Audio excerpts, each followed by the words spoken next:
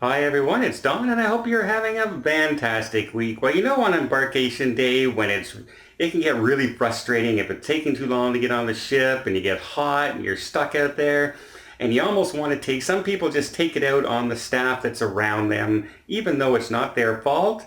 Well, the next time this happens, before you do, and I'm not saying you do, but you know some people do, keep this story in mind.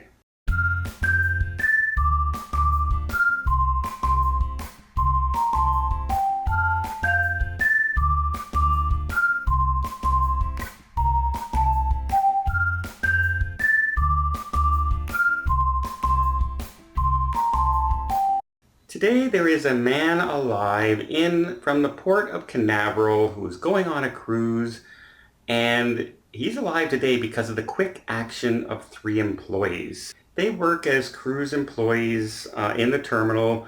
They're the people who you see outside showing you where to go and all this sort of thing. When they came across a man who was passed out.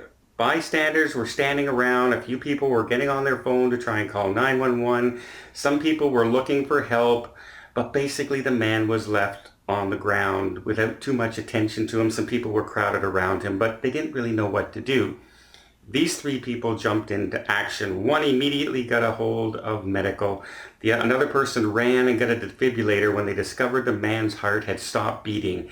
Then they got back and the third person actually administered the defibrillator. They got the man's heart started again, and he was then sent to hospital in Orlando and is alive and doing well today because of these three people.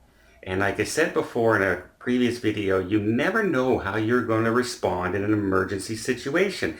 There's a man passed out in front of you. Your first thought is he breathing? Some people would never even think to check for a pulse or check to see if he's, having a heart attack. They might just think he's drunk or just passed out or from the heat. But these people knew exactly what to do and they immediately jumped into action, and I can't say enough good things. So the next time you're in a cruise port and it's hot and it's delayed getting out, before you get upset with the random person who's just trying to direct traffic, they don't control anything. Keep that in mind. These people are people just like you and I are, and some of them are true actual heroes. So Josh, Sean, Stephanie, you're true heroes in my book. Thank you very much. I'm sure that man is appreciative. And if I was the cruise lines operating that day in this cruise port, you guys would be having an all expense paid vacation to the destination of your choice, just for your heroism in the ports. We hear people complain all the time about embarkation, disembarkation, because it's always the most stressful time of a cruise.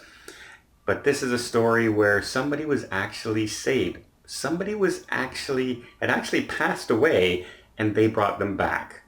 You can't get any more heroic than that in my book. So great job by these three people. I can't say enough about them. They deserve anything that comes towards them, and I really do hope the cruise lines reach out to them and offer them some kind of reward.